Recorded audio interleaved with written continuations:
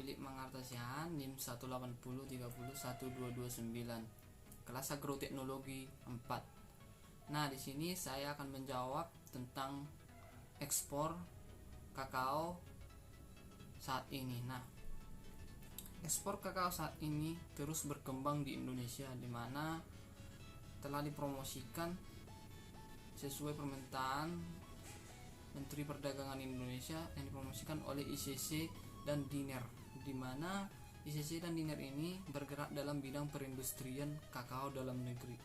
Nah, pada konferensi kakao internasional ke-7, Menteri Perdagangan Indonesia mendorong ekspor coklat melalui penguatan kakao berkelanjutan serta kemitraan industri eksportir dan petani kakao. Nah, di mana pada tahun 2018 itu ekspor kakao cukup besar, yaitu 325.186 ton ke luar negeri diekspor dengan menghasilkan devisa sekitar 1,12 miliar dolar Amerika Serikat. Cukup fantastis, bukan?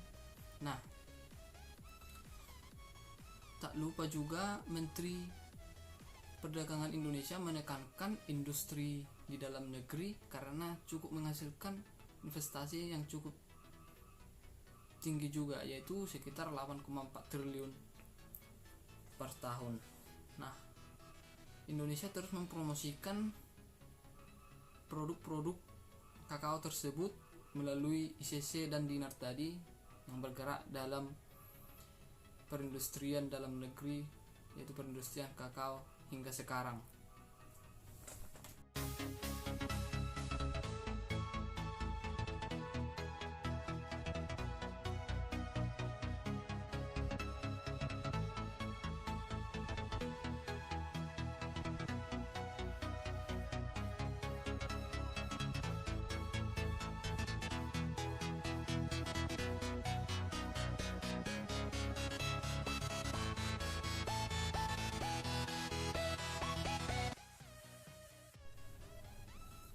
Nah, saya akan menjawab soal nomor 2 tentang kenapa masih sangat jarang dilakukan fermentasi kakao di Indonesia.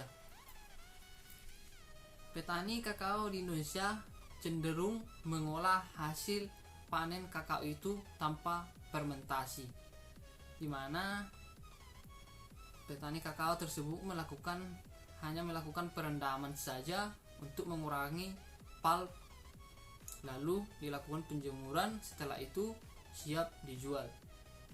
Langkah ini diambil petani karena ingin mengambil keuntungan yang prosesnya sangat cepat dan tidak mau berlama-lama. Padahal proses fermentasi ini dapat meningkatkan kualitas biji kakao loh.